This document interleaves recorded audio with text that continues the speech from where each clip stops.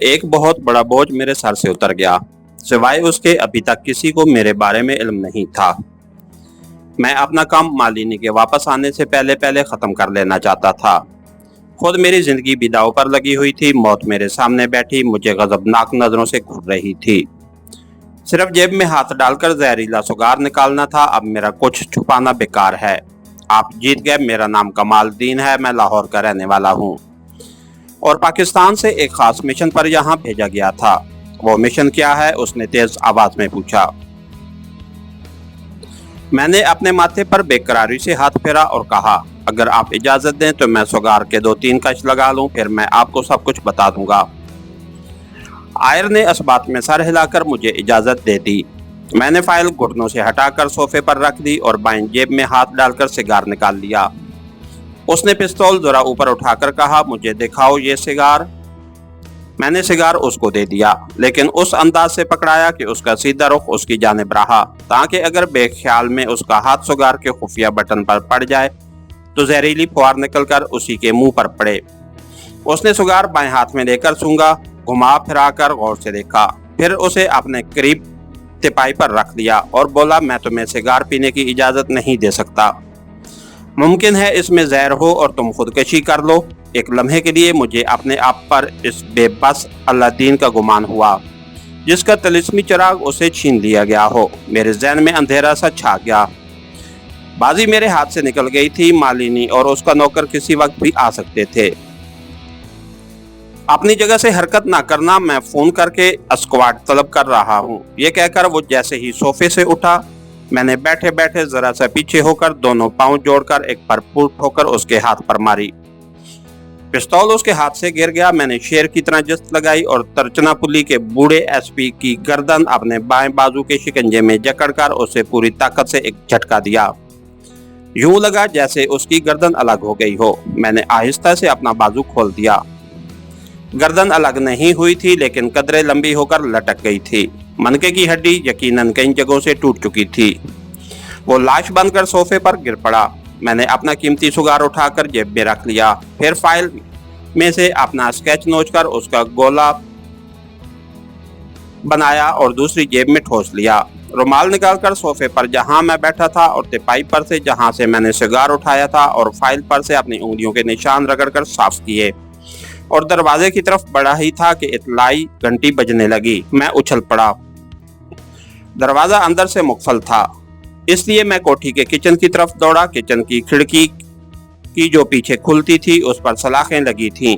دروازے کی گھنٹی ایک بار پھر بجی۔ خطرہ میرے سر پر منڈلا رہا تھا۔ میں اس کوٹھی کے کمروں سے واقف نہیں تھا۔ میں بیڈ روم میں گیا۔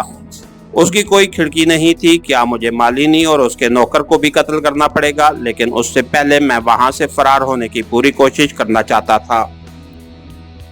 دروازے کی گھنٹی بار بار بج رہی تھی۔ اب مجھے مالینی کی آواز بھی سنائی دی۔ وہ تامل زبان میں اپنے باپ کو آوازیں دے رہی تھی۔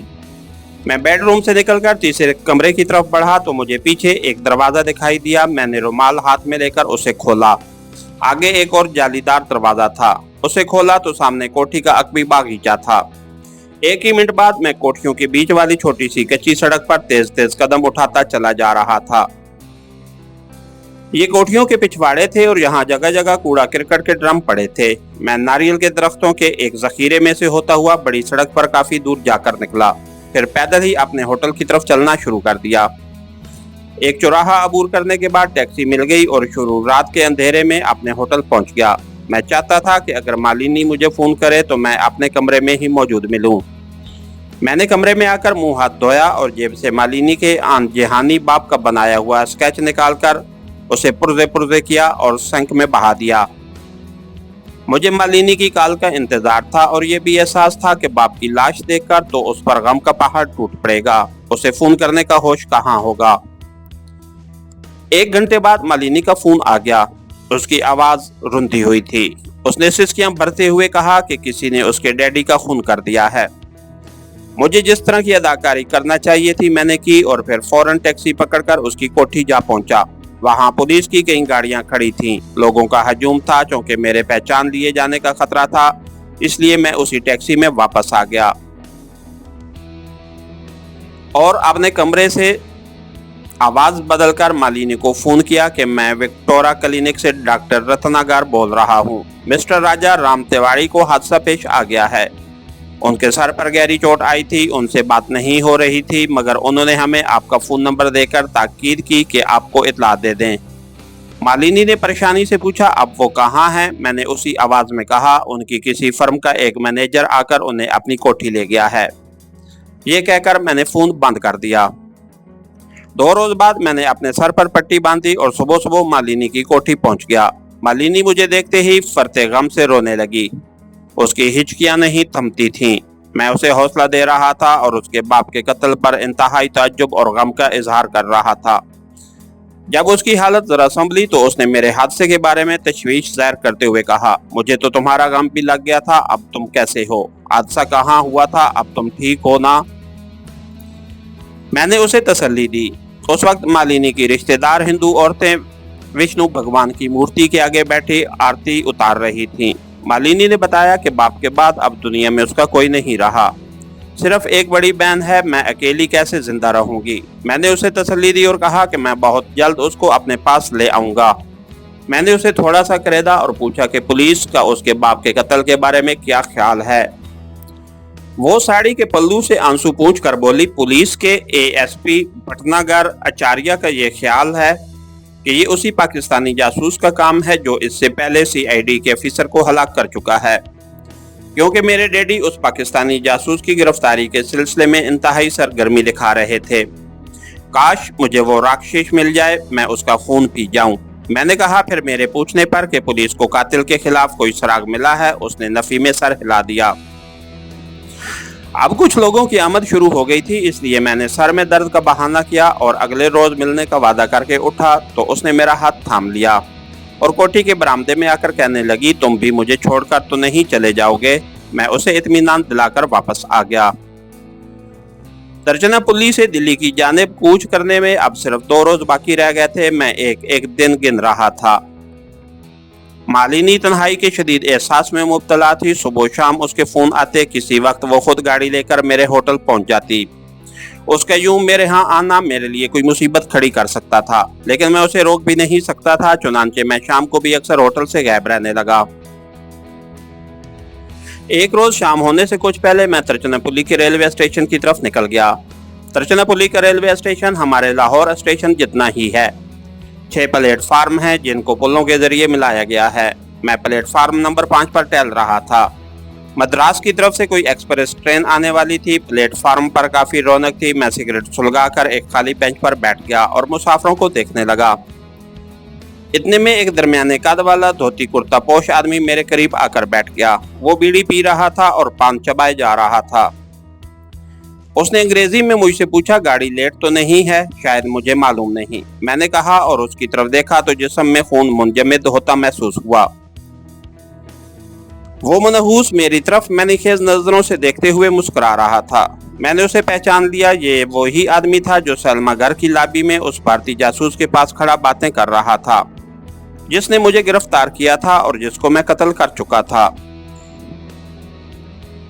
मैंने सिगरेट फेंक कर पांव तले मसला और उठकर प्लेटफार्म के गेट की तरफ चलने लगा। मुझे महसूस हुआ कि वो भी मेरे पीछे पीछे आ रहा है। मैं रेलवे टी स्टॉल के काउंटर पर रुक गया और काफी के लिए कहा। फिर नजरें चुरा कर देखा, वो कुछ फासले पर एक मिलिट्री पुलिस वाले से बातें कर रहा था। उसने एक बार मेरी तरफ इशारा भी किया। मैं सूरत हाल से निपटने के लिए पूरी तरह तैयार हो गया। मैंने काफी का पहला ही घूंट लिया था कि किसी ने मेरे कांधे पर हाथ रख कर कहा, मिस्टर तुम गिरफ्तार हो चुके हो। मैंने पलट कर देखा। मिलिट्री पुलिस के सिपाही का एक हाथ मेरे कांधे पर और दूसरा हाथ अपनी कमर के साथ बंधे हुए पिस्तौल पर था। वही मनहूस काला आदमी पास खड़ा अपनी जबान में मिलिट्री पुलिस वाले को खुदा जाने क्या कह रहा था। ये शख्स झूठ बोलता है, मैंने कोई जुर्म नहीं किया, मुझे क्यों गिरफ्तार किया जा रहा है? ये कहकर मैं एक तरफ चलने ही वाला था कि फौजी ने पिस्तौल निकाल लिया। मेरे कदम वहीं रुक गए। फौजी ने सीटी बजाई। दूसरे प्लेटफार्म से उसके 2 साथी और भी आ गए। उन्होंने मेरे हाथ पीछे बांध दिए और रेलवे स्टेशन से बाहर ले आए। लोगों का हजूम हो गया। वो मुझे और मेरे मुखबर को मिलिट्री जीप में बैठाकर वहां से चल पड़े। मैंने रास्ते में मिलिट्री पुलिस वाले से कहा कि मैं मिलिट्री इंटेलिजेंस के एक सीक्रेट मिशन पर हूं, मुझे छोड़ दिया जाए, मगर उसने मुझे सख्ती से खामोश रहने को कहा। रेलवे स्टेशन से थोड़ी दूर फौज का रेजिमेंटल ऑफिस था। मुझे वहां एक कैप्टन के सामने पेश किया गया तो मैंने उसे अंग्रेजी में कहा, मेरी पतलून की पिछली जेब में एक बटुआ है जिसमें मेरा शनाख्ती कार्ड है, उसे एक नजर देखो, तुम्हें मेरे बारे में सब कुछ मालूम हो जाएगा। मेरा मुखबर दफ्तर के बाहर खड़ा था, मेरे हाथ अभी तक पीछे बंधे हुए थे और मेरे दाएं बाएं दोनों फौजी जवान खड़े थे। कैप्टन ने, जो एक नौजवान मद्रासी था, मेरी पतलून की पिछली जेब में बड़ी रऊनत और शान बेनियाजी से हाथ डालकर बटुआ निकाला और उसमें से शनाख्ती कार्ड खोलकर देखा। उस वक्त मुझे कर्नल सारथी के इन अल्फाज का जिंदा नमूना नजर आया कि ये कार्ड एक तलिस्म है और खुलजा समसम का दर्जा रखता है। जो ही कैप्टन ने मेरे शनाख्ती कार्ड पर मिलिट्री सीक्रेट सर्विस की खास मोहर के साथ 69B लिखा हुआ देखा, एकदम से अटेंशन हो गया। उसने पहला काम ये किया कि मिलिट्री पुलिस के दोनों जवानों को ठुड्डे मारे और चीख कर अपनी जबान में कोई हुक्म दिया। फौरन मेरे हाथ खोल दिए गए। मद्रासी कैप्टन ने मेरे सामने आकर एक जोरदार सलूट मारा और अदब से मेरा शनाख्ती कार्ड और बटुआ मुझे पेश करते हुए अंग्रेजी में कहा, सर इन्हें माफ कर दें, इनको आपके बारे में कुछ मालूम नहीं था। ये कहकर वो मुझे लेकर दफ्तर से बाहर आ गया। बाहर वही काला कलोटा धोती पोश मुखबर खड़ा था जिसने मुझे गिरफ्तार करवाया था। वो अपनी कामयाबी पर बेहद खुश था। मद्रासी कैप्टन ने बाहर निकलते ही उस मुखबर की तरफ इशारा करके चिल्लाकर कुछ कहा। फौजी जवान उसकी तरफ लपके और उसे गिरफ्तार कर दिया गया। वो चीखता रहा, चिल्लाता रहा, अपनी जबान में न जाने क्या क्या कहता रहा।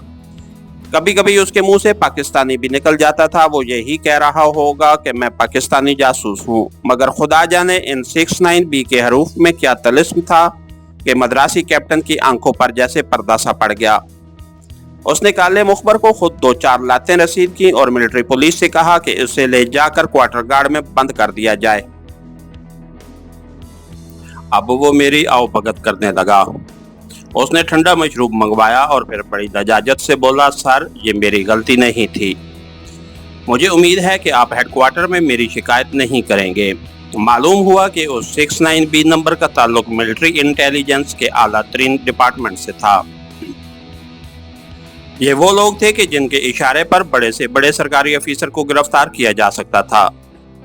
मैंने मद्रासी कैप्टन को यकीन दिलाया कि मैं उसके खिलाफ शिकायत नहीं करूंगा, बल्कि उसकी फर्ज शनासी की तारीफ करूंगा। वो बेहद खुश हुआ। उसने अपनी जीप निकाली और मुझे होटल तक छोड़ने आया।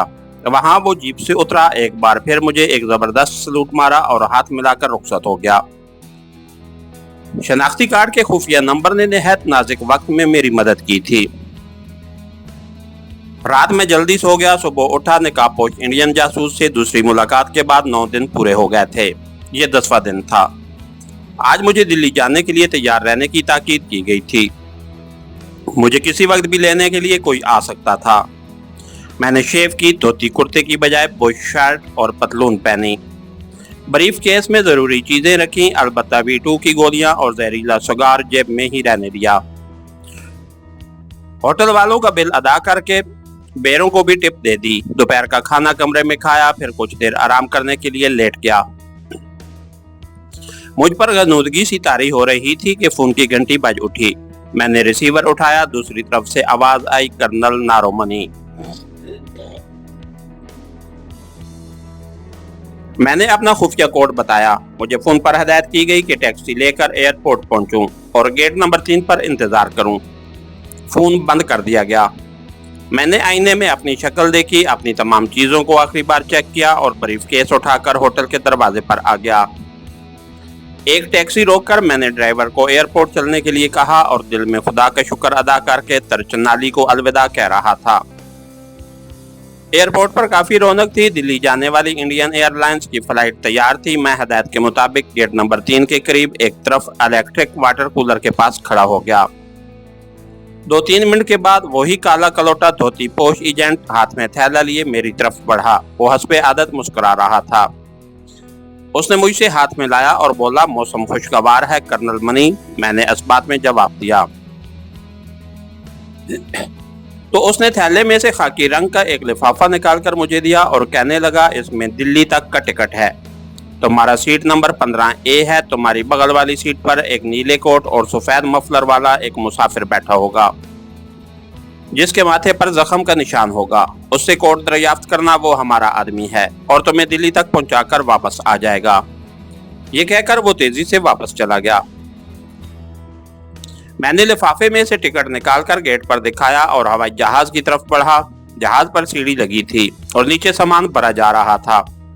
जहाज के अंदर काफी मुसाफिर बैठे थे। एयर होस्टेस मुझे लेकर मेरी सीट की तरफ बढ़ी। मेरी साथ वाली सीट पर एक पुख्ता उम्र का दुबला पतला आदमी बैठा अंग्रेजी का रिसाला पढ़ रहा था। उसके गले में सफेद मफलर और कोट का रंग नीला था। जब मैं अपनी सीट पर बैठने लगा तो उसने रिसाले के किनारे से मुझ पर एक निगाह डाली। मैं सीट पर बैठकर सामने से रिसाला निकालकर पढ़ने लगा। फिर मैंने आहिस्ता से कोट दोहराया, उस आदमी ने भी कोट दोहराया। उसके बाद हम खामोश हो गए। थोड़ी देर बाद जहाज आसमान की बुलंदियों की तरफ उठ रहा था। दिल्ली तक उसने मुझसे कोई बात नहीं की, बस खामोश बैठा रिसाला पढ़ता रहा। मैंने भी उसे मुखातिब नहीं किया। जहाज दिल्ली के एयरपोर्ट पर उतर रहा था तो उसने मेरी तरफ देखे बगैर आहिस्ता से कहा, तुम्हें मेरे पीछे आना होगा। जहाज रनवे पर उतर चुका था। दिल्ली में मौसम ठंडा था। मुझे बुशर्ट में सर्दी महसूस होने लगी थी। मेरा पुरस्कार गाइड एयरपोर्ट लाउंज में मेरे आगे आगे चल रहा था। बाहर एक जानिब कोने में नस्वारी रंग की एम्बेसडर गाड़ी खड़ी थी, जिसमें ड्राइवर बैठा सिगरेट पी रहा था। मेरे गाइड को देखकर ड्राइवर ने सिगरेट फेंक दिया। बाहर निकलकर दरवाजा खोला। हम खामोशी से पिछली सीट पर बैठ गए और गाड़ी रवाना हो गई।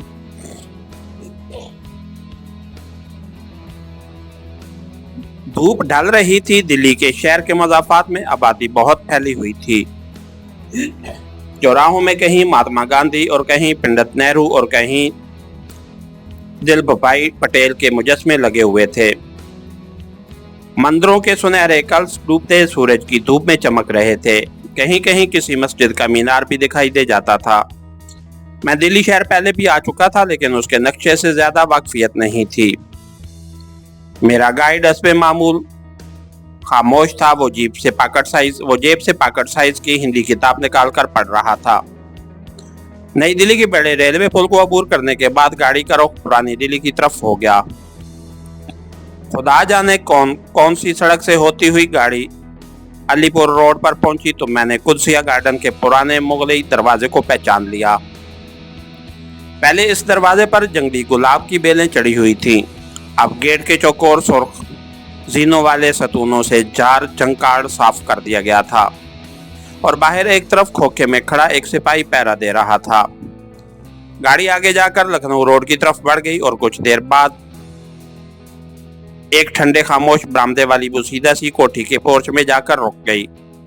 यहाँ गाइड ने पहली बार जबान खोली और मेरी तरफ एक लिफाफा बढ़ाकर कहा, इसमें कोठी की चाबी और तुम्हारे नाम हदायत मौजूद हैं। ड्राइवर ने बाहर निकलकर गाड़ी का दरवाजा खोल दिया। मैंने बात करनी चाहिए तो पुरअसरार गाइड ने आंखों ही आंखों में मुझे खामोशी से चले जाने का इशारा किया। मैंने ब्रीफ केस उठाया और गाड़ी से उतर आया। गाड़ी आउट गेट से बाहर निकल गई। कोठी काफी पुरानी थी और लगता था कि एक मुद्दत से उसकी सफाई नहीं हुई। तेज हवाओं ने दरख्तों के पत्ते बरामदे में भी फैला रखे थे। बरामदे में कोठी का ऊंचा दरवाजा था जिस पर ताला लगा हुआ था। मैंने लिफाफा खोला। उसमें चाबी और मजीद एक सरबमोहर लिफाफा पड़ा था। ताला खोलकर अंदर दाखिल हो गया। एक नीम रोशन ठंडी रात आ रही थी। मैंने दीवार पर लगा बिजली का बटन दबाया और छत से लटकती बत्ती रोशन हो गई। इसके साथ ही हमारी आज के एपिसोड का इख्तिताम हुआ। कहानीगर चैनल को लाइक कीजिए, सब्सक्राइब कीजिए और बेल आइकन को प्रेस कर दीजिए ताकि हर आने वाली नई वीडियो आप तक बर वक्त पहुंच सके। शुक्रिया।